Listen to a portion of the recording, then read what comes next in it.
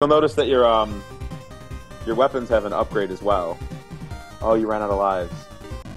And does that carry over at all, or can I do anything to go over there, or do I just have to beat my way back?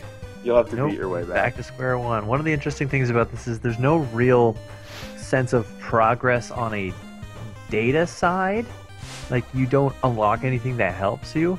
What helps you progress through the game is just your own knowledge. You learn more about what things do, about enemy patterns, about like what your favorite upgrades and loadouts are, and you just kind of like learn to play better the more you play it. I'm guessing like this green is more true to my real personality since his word per minute is pretty high, but then again I do need help with arithmetic. So I think my favorite statistic for the character select screens is in red, and it's days remaining. Yeah, I wasn't sure what I was supposed to think about that. I think that's my favorite one. Are there any actual functional differences between them? No, and nope. I believe the dots fill in randomly as you cycle through them. Yeah, so if you looked at red and he had arithmetic with like maxed out, if you pick another character and go back to him, it'll be something else. Ah, okay.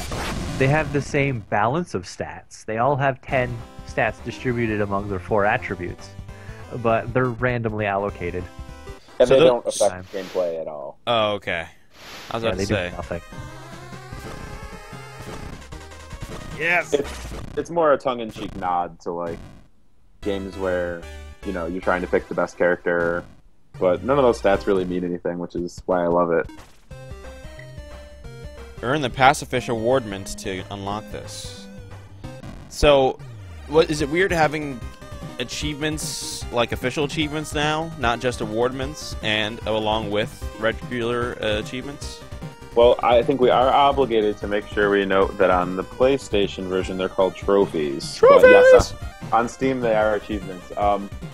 It's funny because you can't actually say achievement in your game when you're putting it on Xbox Live Indies. That's why we have awardments in the first place. Yeah.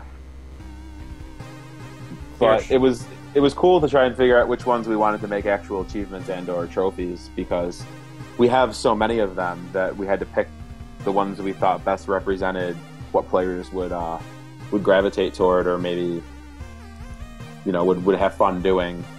Yeah, we tried to focus more on the challenge ones, and for example, there's one for getting every hat.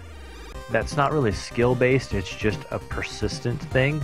So we decided not to make that one of the achievements/trophies, so that you don't feel obligated to grind it out. And so all of the ones that you can find on Steam and on Sony is the skill-based ones, and there's a few like Easter egg-based trophies and achievements that you can get.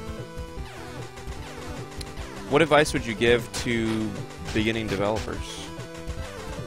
Beginning developers, the only advice that I can really give to somebody who's starting out, since like I started out without any sort of background, is just do it.